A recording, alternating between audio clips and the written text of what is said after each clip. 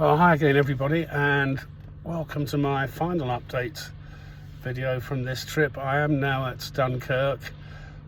Sadly missed the ferry I was booked on. The roads have been horrendous, so I've had two diversions off the motorway, including a nice tour of the centre of Brussels.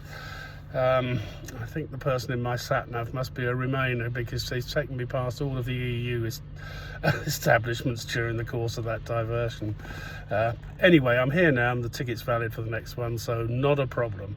It's been a good run, a long run, and tiring when you're on your own, but needs must sometimes. I look forward to Tony being back on the next one. So just a final sort of wrap up.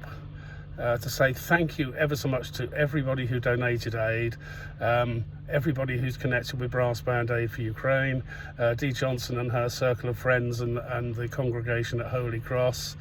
Who else was there? Oh, sorry, yes, of course, there is Meditech Trust, Bob Lewis. Once again, thank you ever so much. Huge amount of aid from you this time. Mike Kilroy-Gray, Michael Koborenko, and anybody who I've forgotten, my sincere apologies. Hopefully you're all sort of covered in there somewhere. Thank you to all of you.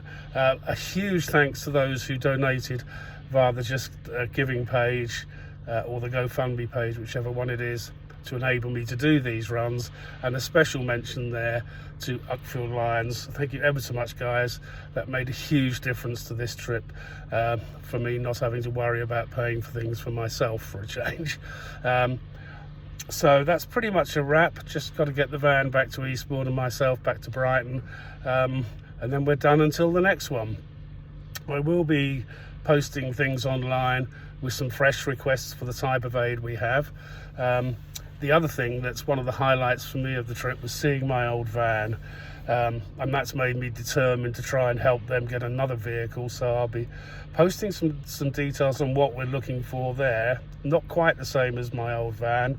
The taller and the longer they are, the more expensive they are to convert. So they have some other ideas on that, but their frontline unit is desperate for an additional vehicle. So I'm going to see if I can do something to make that happen as well over the next few months.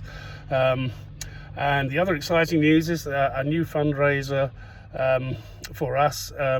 The Brass Band for Aid for Ukraine logo now exists as a lovely pin badge.